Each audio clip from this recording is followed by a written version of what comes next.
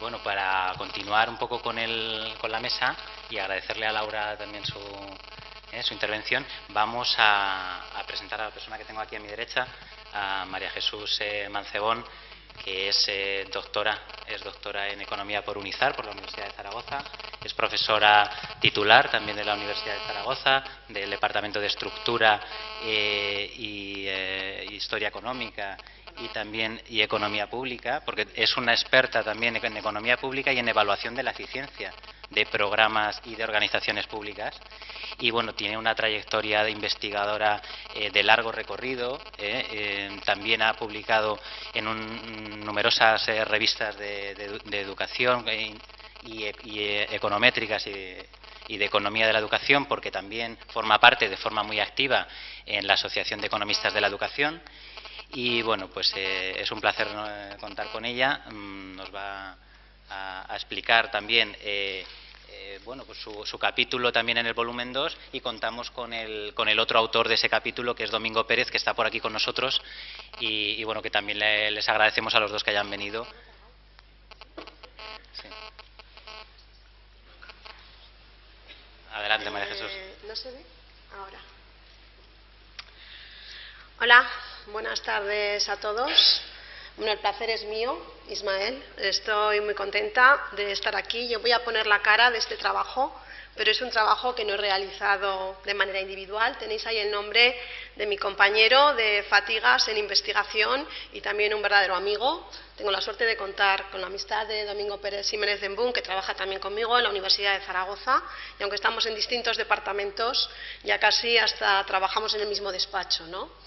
De hecho, este trabajo se ha gestado y se ha realizado íntegramente en el despacho de mi compañero, porque hemos podido trabajar, bueno, silla con silla, realmente, y ha sido un verdadero placer. Quiero agradecer, desde luego que sí, al Instituto Nacional de Evaluación Educativa, a su director, a Ismael, a Vicente, a Javier, a Luis, a Ruth, a Paloma, todas las personas con las que durante estos últimos meses pues hemos estado cruzando continuamente correos. Ha sido muy agradable, la verdad, no tenía el placer de conocerles personalmente. A Vicente sí, el año pasado en las jornadas de la Asociación de Economía de la Educación. Y bueno, también reconocer la labor que hace, ¿no? Lo ha dicho Isabel, lo ha expresado estupendamente, no voy a incidir demasiado por no comerme el tiempo, pero yo creo que ya era hora de que en España tuviéramos un instituto de evaluación que trabaje como se está haciendo actualmente. Cuando yo empecé mi tesis doctoral, voy a hacer un poquito de historia, en el año 1993 empezaba a trabajar, no había en España ni un solo dato de educación. De hecho, cuando yo planteé en un congreso de economía pública a un catedrático que quería hacer una tesis de economía de la educación y en concreto de evaluación de la eficiencia de los centros educativos, me dijo: no tienes nada que hacer, no hay datos. Y efectivamente no había datos. ¿Qué es lo que tuve que hacer? Ponerme a buscar los datos. Entonces yo hice un trabajo de 6 meses de recopilación de datos, yendo instituto por instituto, haciendo las encuestas a los chavales que estaban en el curso previo a la universidad, en el antiguo COU, y tuve que pegarme mañanas enteras en la Dirección Provincial de Educación, copiándome a mano los datos sobre el gasto de los centros educativos, el número de profesores y todas las variables de tipo cuantitativo a las que podía acceder, y finalmente tuve que pelearme con la Universidad de Zaragoza para conseguir los datos de selectividad de los institutos públicos, que ni siquiera en ese momento se me ocurrió entrar en temas de educación privada. Entonces, bueno, hoy en día, gracias a Dios, vamos a decirlo así, utilizando ese término, disponemos de muchos datos. Yo me atrevería a decir que disponemos hasta de excesivos datos, porque muchas veces tan malo es tener muy poca información como tener demasiada información, porque cuando tienes demasiada información en bases internacionales o incluso en bases nacionales, como la prueba de diagnóstico, con la que también he tenido la posibilidad de trabajar gracias a que los datos me los mediatizó Miguel Ángel Álvarez, que está en el Gobierno de Aragón, y pude contar con ellos y hacer una investigación el año pasado. Pues claro, uno se enfrenta al problema de cómo seleccionar los datos que realmente pueden ser útiles y cómo tratar de hacer un estudio que tenga sentido común y que no simplemente contenga muchas variables y que luego nos lleve a establecer una serie de asociaciones que estadísticamente igual podemos encontrarlas, pero que desde la perspectiva del sentido común igual realmente su relación nos va a aportar muy poco. Entonces, dicho esto, no me quiero extender más en este tipo de desahogos y de reflexiones generales que son resultado ya de muchos años dándole vueltas al papel que tienen que tener los estudios de economía de la educación. Voy a empezar a presentar nuestro trabajo. Como veis, el título es Alfabetización financiera, competencia matemática y titularidad de la escuela. Y esas son las tres asociaciones que vamos a tratar de explorar en este trabajo. Nuestro objetivo, cuando el Instituto Nacional nos encargó el estudio, al principio no teníamos muy claro cómo abordarlos, la primera vez que se disponen de datos sobre competencia financiera en España. Era una materia, por tanto, desde esa perspectiva, pues un tanto novedosa para nosotros. Tuvimos que hacer una gran labor de revisión de la literatura previa, que es muy reciente. Los estudios, la mayor parte de las referencias bibliográficas que citamos en nuestro trabajo son del año 2000 en adelante.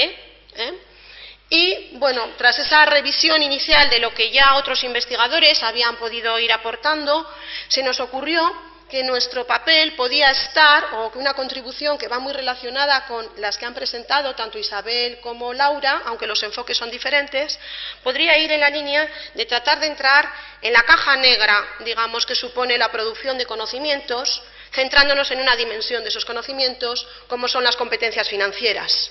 Entonces, tratar de ver qué variables realmente, de las que suministra PISA, que la verdad es que son bastante amplias, podían explicar los resultados que los estudiantes españoles de 15 años, me centro en España, alcanzan en esas pruebas de evaluación estandarizadas que aplica la OCDE. En concreto, después de esa revisión de la literatura, nosotros llegamos a establecer dos hipótesis que son las que queremos contrastar en nuestro trabajo. La primera, que las competencias matemáticas determinan su grado de alfabetización financiera, ¿de acuerdo? Que son el predictor principal. Esta hipótesis básicamente la fundamentamos en que la evaluación se hace a los niños de 15 años y que los niños de 15 años en España, salvo muy escasas excepciones, no han recibido ningún tipo de formación en materia económico-financiera en el sistema formal.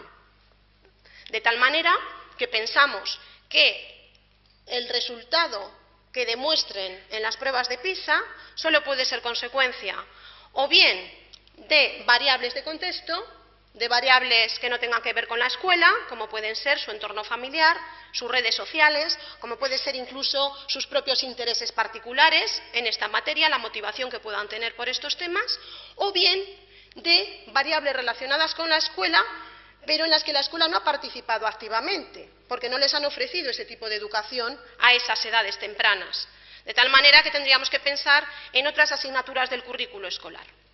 Revisadas las preguntas que suministra a modo de ejemplo la base de datos PISA que se les hacen a los alumnos en la evaluación, observamos que la mayoría de ellas eran de tipo cuantitativo y que su resolución exige ciertas habilidades, ciertas destrezas en el manejo de herramientas de carácter matemático.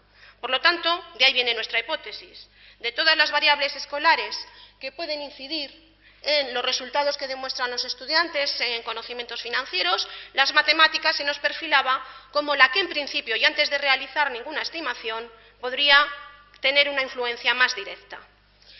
Por otro lado, otra variable escolar que nos interesaba analizar y sobre la que yo ya llevo trabajando pues unos cuantos años es el tema del tipo de centro. En concreto, nos interesaba ver si los centros públicos o los concertados presentan alguna ventaja con respecto a los resultados que obtienen sus alumnos en estas materias. El debate público-concertado es un debate que está en la sociedad, o se plantea todos los años en el mes de abril cuando se abre el periodo de escolarización de los niños, realmente, y en la literatura internacional ese debate parte de un informe muy conocido, que es el informe Coleman del año 1982, en el que en Estados Unidos, con unas bases de datos fantásticas, pues realmente se llega a la conclusión de que las escuelas, en ese caso privadas, más que concertadas, permiten o ofrecen unos mejores resultados académicos a los estudiantes que estudian en ellas.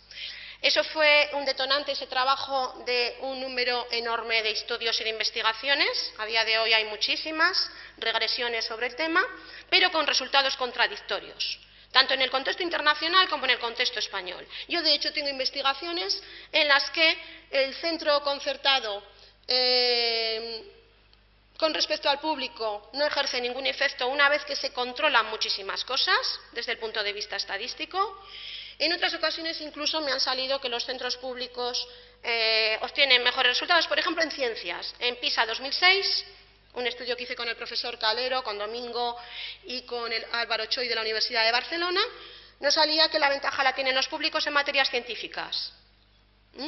En materias lingüísticas, en materias en lengua inglesa con prueba de diagnóstico y científicas, no encontrábamos diferencias estadísticamente significativas. Y lo cierto es que yo en España todavía no he obtenido ningún resultado en el que la concertada, después que controlas, obtenga mejores resultados de manera estadísticamente significativa. Porque esas ventajas que ofrecen los datos brutos, que se difuminan, se desvanecen, ¿no?, cuando empezamos a controlar una serie de elementos.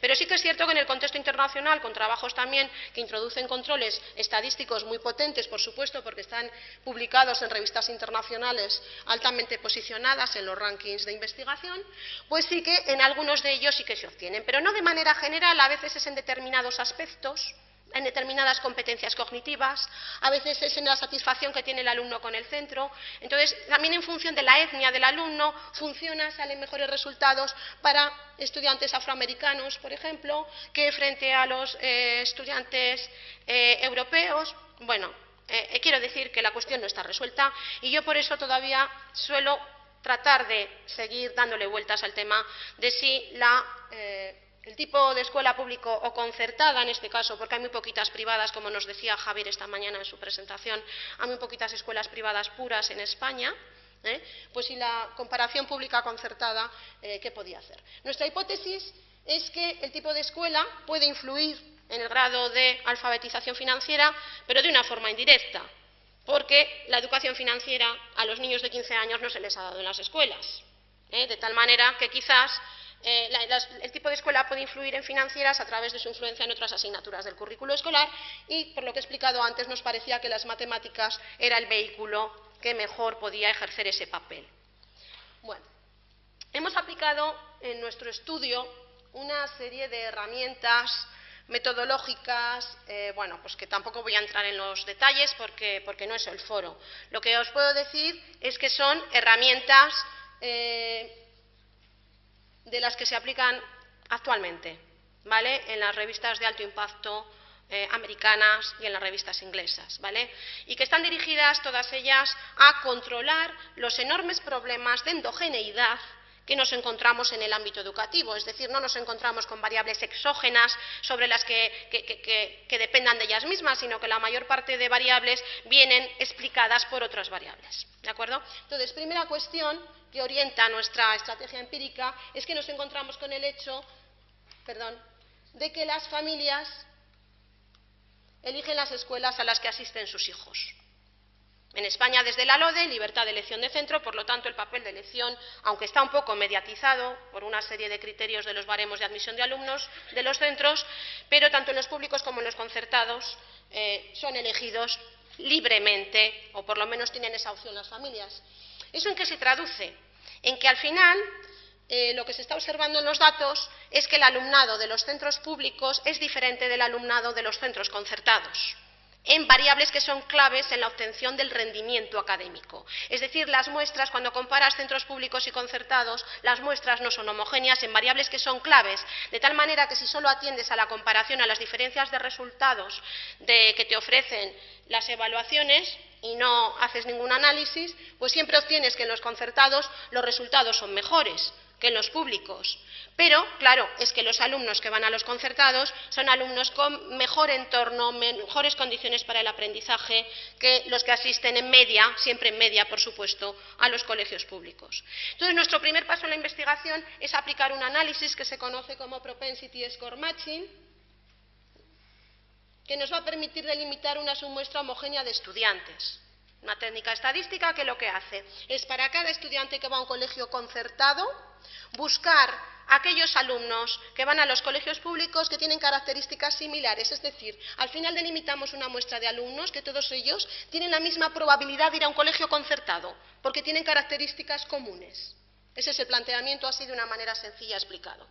Una vez que ya tenemos una submuestra de esas características, que por tanto ya está superando el problema técnico que se llama sesgo de selección en observables, porque solo podemos medir aquí los temas observables, de eso ya ha hablado anteriormente mi compañera de mesa, pues lo que vamos a hacer es tener en cuenta otras peculiaridades que tiene la base de datos con la que queremos trabajar.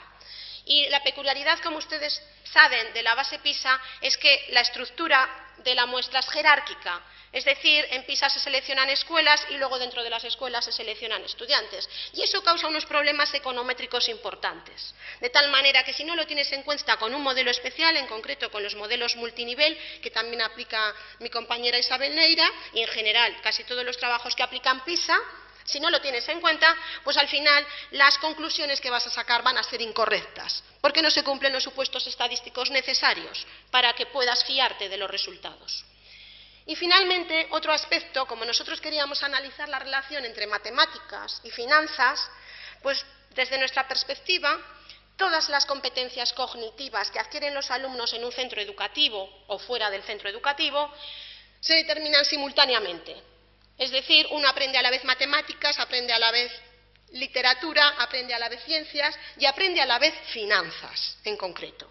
¿De acuerdo? Es el mismo niño, él va creciendo y además que aprende cosas no cognitivas también, como su motivación, como su autoestima y todo lo que podamos pensar, pues también desarrolla este tipo de competencias de manera simultánea. Entonces, esto en un modelo econométrico, ¿en qué se traduce? Pues se traduce en que lo que tenemos que hacer es considerar un modelo especial que tenga en cuenta que hay relaciones de simultaneidad, es decir, que las matemáticas pueden influir en la alfabetización financiera y que la alfabetización financiera también está determinada simultáneamente. Y para eso existen los que se llaman en econometría modelos de ecuaciones simultáneas. Bueno, en definitiva, nuestra aplicación aplica una serie de elementos estadísticos y econométricos que desde nuestro punto de vista cubren bastante bien las necesidades que tenemos en nuestro estudio para reducir los sesgos y reducir las imperfecciones que seguro que al final también tienen las estimaciones, porque en educación es imposible controlar absolutamente todo, pero bueno, tratamos por lo menos de que las estimaciones sean lo más precisas y lo más rigurosas. Entonces, toda esta panoplia de instrumentos que cuesta bastante aplicar y que en términos de programas, pues también, como sabe Domingo, que es el experto en el programa Stata, pues también cuesta bastante tiempo, pues obtenemos estos resultados, que les paso a exponer. 2 minutos, a ver si me da tiempo.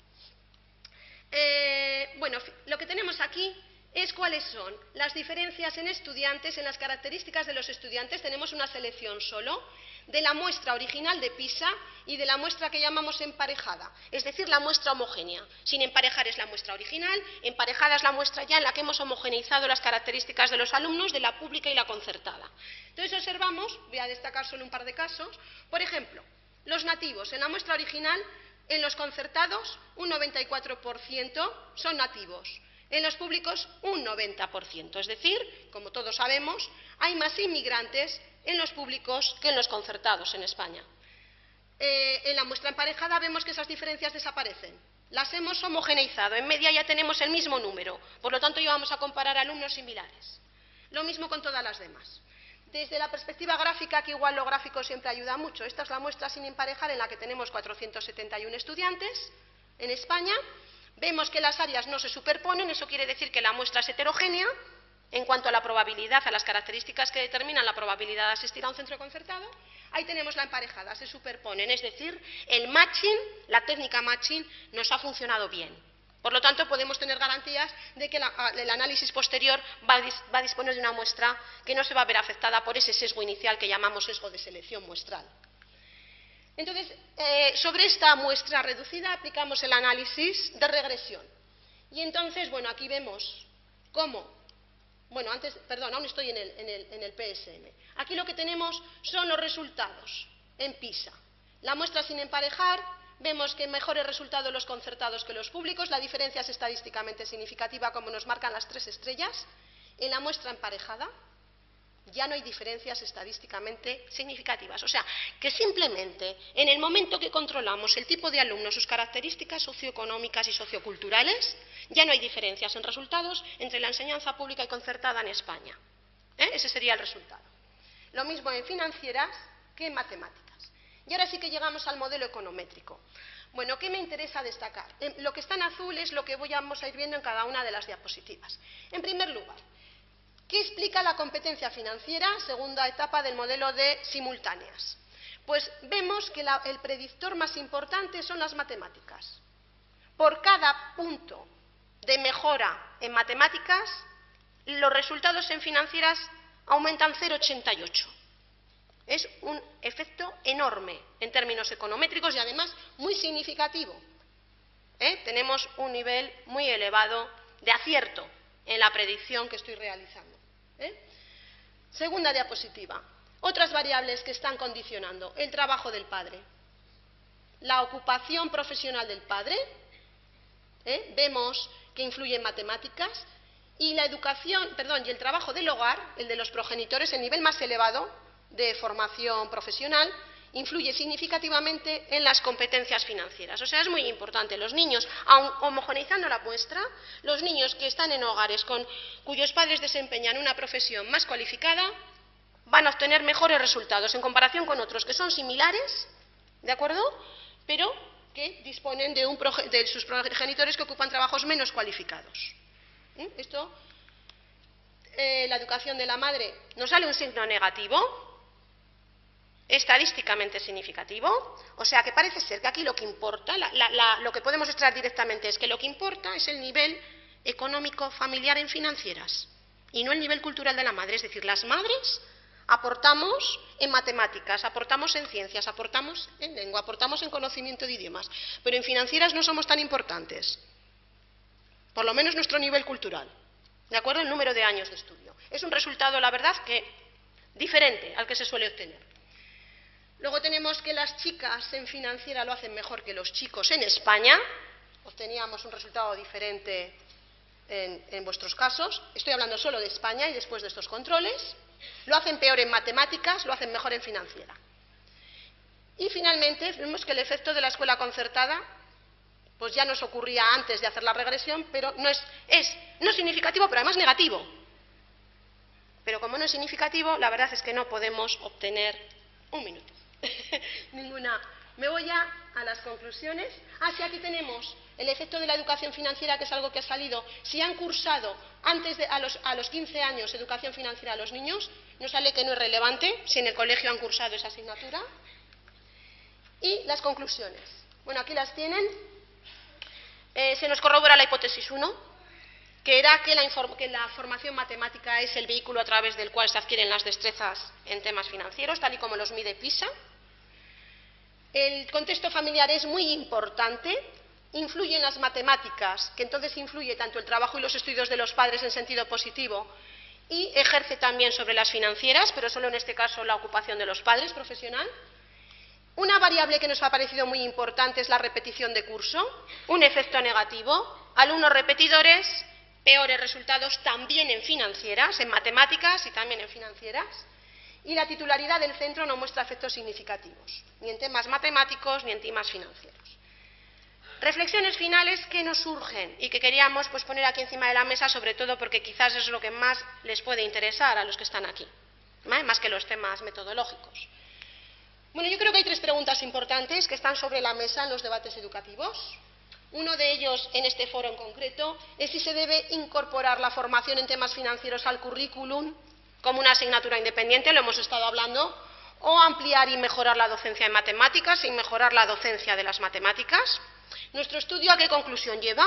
Pues lleva a la conclusión de que estaría bien aumentar el contenido económico en asignaturas como las matemáticas, por la alta relación de causalidad, entre comillas, que hemos nosotros encontrado en nuestro trabajo.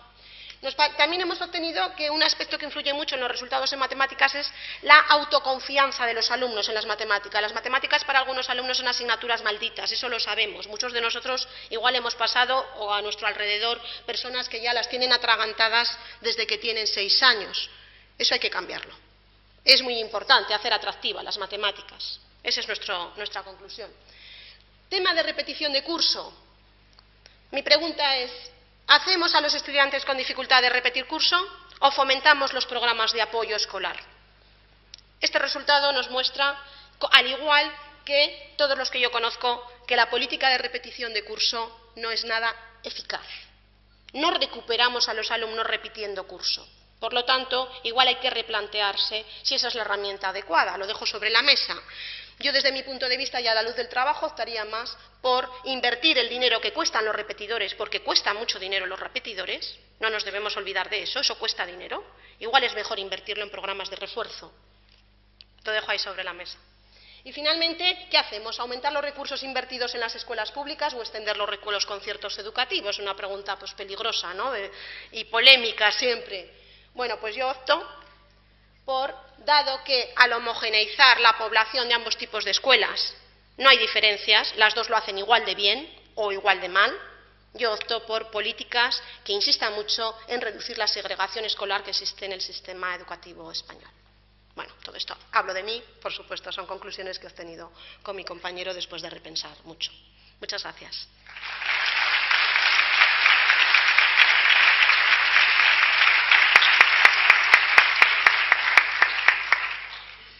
Muchas gracias, María Jesús, y vamos a dar pie a un pequeño y breve turno de preguntas.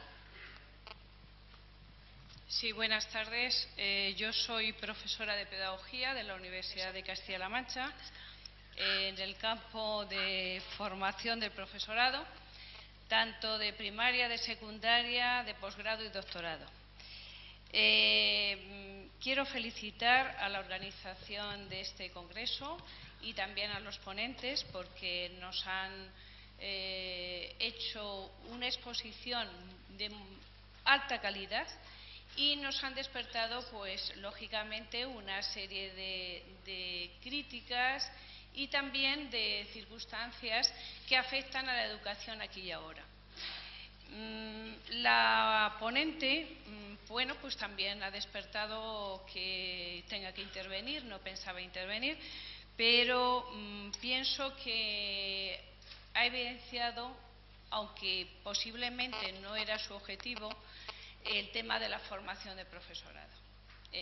Creo que en este congreso pues no se ha evidenciado la necesidad de una formación del profesorado que tiene que ajustarse a las exigencias actuales de la sociedad en la que vivimos y que también pues tiene que haber una innovación creativa y una equidad social para abordar los temas, algunos de los que ha planteado, que al ser un resumen de una serie de investigaciones, pues no ha llegado pues a las conclusiones que posiblemente le hayan conducido los trabajos que han realizado. Simplemente quiero llamar la atención que la formación del profesorado es clave. Y en este congreso pues habría que hacer una continuidad del mismo y trabajar este tema porque nos está demostrando que posiblemente la formación del profesorado no se le está dando la importancia que tiene y que se tienen que introducir cambios y que hay otros elementos como es la orientación escolar, como es no tanto los recursos y los medios que siempre estamos hablando, que no tenemos recursos, pero que sí hay algo fundamental y lo estoy viendo ahí y es la motivación del profesorado, la motivación e implicación de la familia, que es clave, y una serie de elementos que están conduciendo a que variables básicas y claves no las estemos considerando adecuadamente, porque hacemos estudios estadísticos que posiblemente una serie de variables que están incidiendo porque no las controlamos y que no las podemos controlar, pero que si apostáramos por una educación de calidad en la que el profesorado esté en el centro de esa innovación y esos cambios y que el profesorado esté motivado y esté adecuadamente formado, pues yo creo que cambiaríamos muchas de las circunstancias, porque ya no, desde mi punto de vista no está tanto si enseñanza concertada o no concertada, si tenemos la clave está en el alumno o está en la familia, porque todo es un conjunto, una serie de variables que se mezclan, incontrolables, pero que personalmente, como formadora de profesores, creo que tenemos que apostar por el profesorado y la calidad y la motivación de ese profesorado.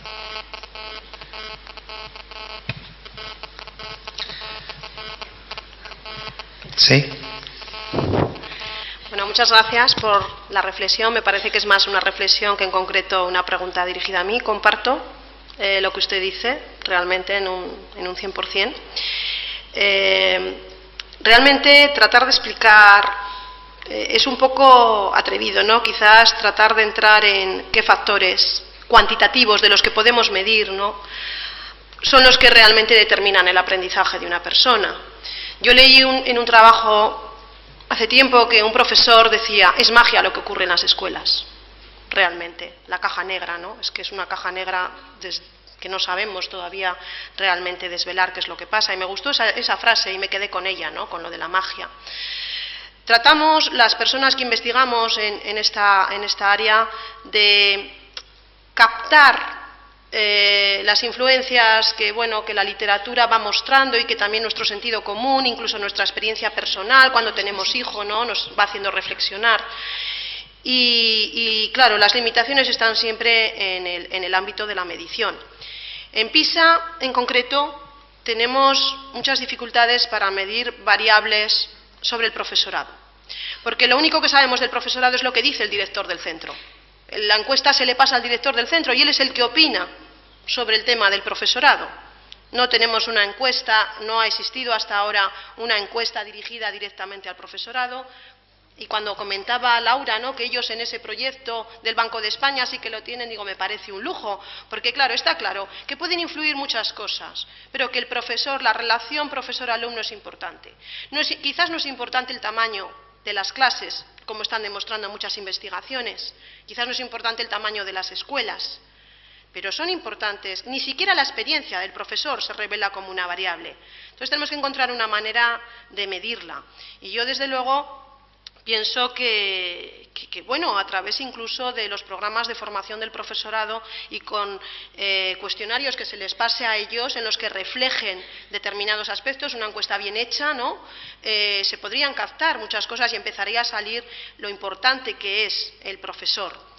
La formación es fundamental hasta el punto de que, en PISA siempre el referente, a pesar de que ya no ocupa el primer lugar en todas las ediciones ni en todas las materias, el referente es Finlandia. En Finlandia, ¿quién es profesor de un colegio? ¿Quién es profesor? ¿Qué se le exige a un profesor? Es la élite. Eso ya indica, para empezar, la filosofía del país. ¿A quién le damos la responsabilidad de educar a los futuros niños? ¿A quién? ¿Y qué le exigimos? Pues a personas que tienen unos expedientes brillantísimos y que demuestran con diferentes acreditaciones unas capacidades pedagógicas muy importantes. Entonces yo creo que eso es una reflexión. Yo creo que deberíamos subir el nivel de exigencia, pedirles más y pagarles mejor, por supuesto, a los profesores de los niños de los colegios, para aumentar su motivación, para aumentar realmente las ganas de trabajar. Es muy duro trabajar con niños. Yo afortunadamente siempre digo que doy clases a mayores de 20 años, y aún así es difícil.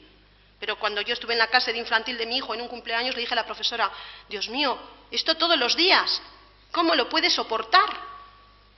Y dice: bueno, una se hace a todo. Pero es increíble, digo, pues es que no os lo pagan ni con las vacaciones, de las que a veces son tan criticadas. Creo que el papel del profesor es fundamental, pero creo también que a los profesores de primaria y de secundaria hay que exigirles mucho y darles mucho a cambio.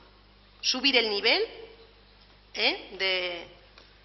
no diré de cualificación, pero por lo menos que haya que demostrar, y no con el sistema actual, que creo que no demuestra grandes cosas realmente. Hay que buscar otra manera. Y, por supuesto, hay que remunerarles en condiciones.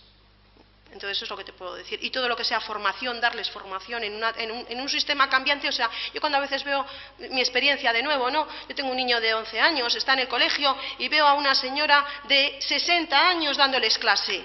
¿Cómo les va a dar tecnología? Quiero decir, nuevas tecnologías, y la pobre mujer difícilmente. ¿no? Incluso tenemos dificultades los que todavía no tenemos esa edad, a veces para manejarnos. Es fundamental dar formación continua al profesorado, porque la sociedad está cambiando y si no vamos a seguir enseñándoles, pues a sumar con la cartilla y a leer con la cartilla que utilizábamos nosotros. Y quizás a eso ya no les interesa a los chavales que están todo el día con la Play, ¿no? Quizás no es la manera. Bueno, gracias.